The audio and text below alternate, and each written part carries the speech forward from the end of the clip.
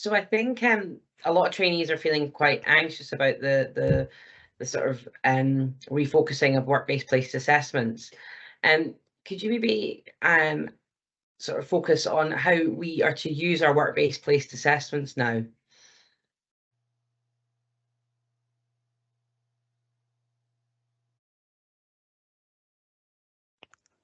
Yeah, definitely. The work-based assessments now are very specific. They're stipulated of where you use the case-based discussions, the KECs, the procedural-based assessments, and the MSF.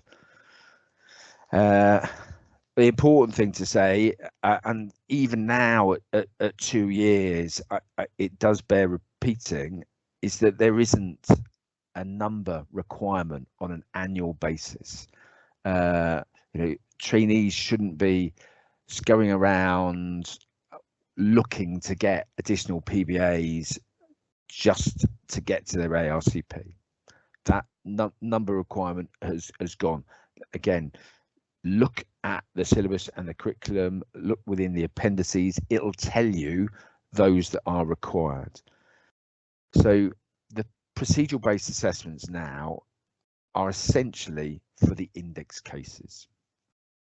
There should be, and if there isn't completely, we're working on it, there should be the relevant PBA for each procedure. And the trainees, when undertaking these, should ideally be showing their journey towards competence at level 4. So if you're in phase 2 and you've done an index case and you want to do a PBA, we're not expecting you to get level 4. And you think, well, why do I do it then? Because actually the curriculum says I just need 4 at level 4, or whichever it is, or I need 10, and 4 of those need to be at level 4. I want to get that. The important aspect is that it's assessing you within that index case, and it's part of your journey towards level 4. There'll be some bits that you are doing to a level 4, as if you were a day 1 consultant. You could do it again without any degree of input, but there's some bits that are going to need to have a development. So it's important to raise that. So that's how you should be using the PBAs. If it isn't an index case, what I tend to do now is suggest that a trainee uses a case-based discussion to represent the procedural based assessment that they've undertaken, because you can use free text, you can highlight the things that they've done well, and the points that it needs to of development. It may be that procedure was something that was discussed in a previous MCR, of something that needed a point of development. And so you can use that discussion aspect to highlight what you've learned and how that procedure had gone, what your learning points were, what your development points were, and whether or not it has addressed the issues or you're beginning to address the issues that are previously raised in the MCR. A lot of us feel, and this is a thing that senior trainees maybe not appreciate, but I think it's good advice, is that when you become a consultant, you spend a lot of your time assisting. But you're assisting doing a lot of the operation.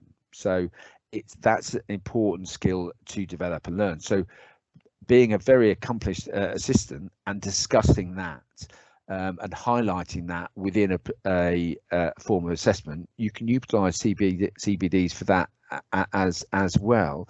So it's not wasted time assisted at any level, and it's certainly really valid to undertake a work-based assessment if you can do, if it feeds in to your development.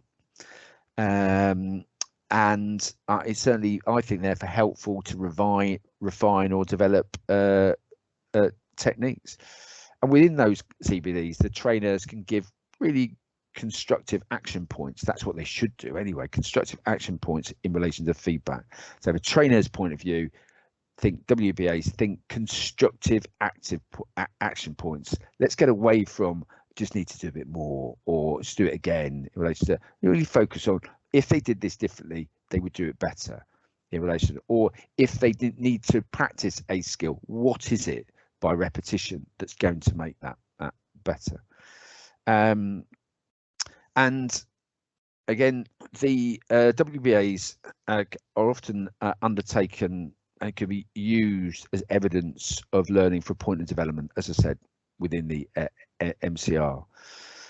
So in recap, look to see what your requirement is regarding critical conditions and index cases, and when those come up, think, can you do a work-based assessment related to this? Don't worry about the level, it's the development.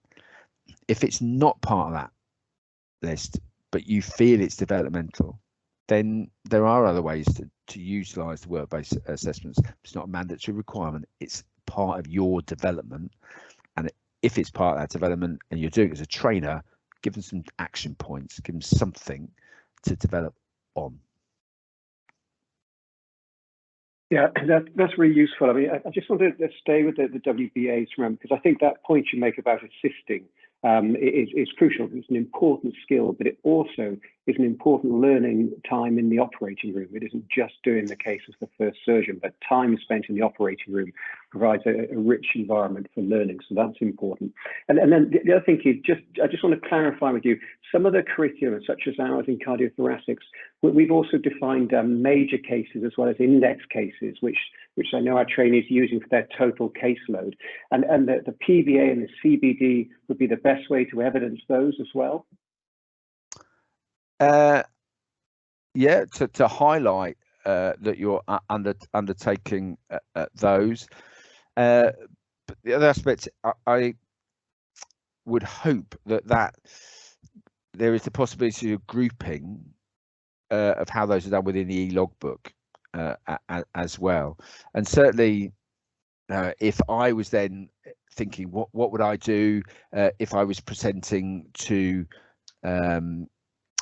ARCP and it was part of my development, I'd have grouped my caseload into major cases to show what you've done, and that's obviously a way of checking against the gap analysis to see where you are.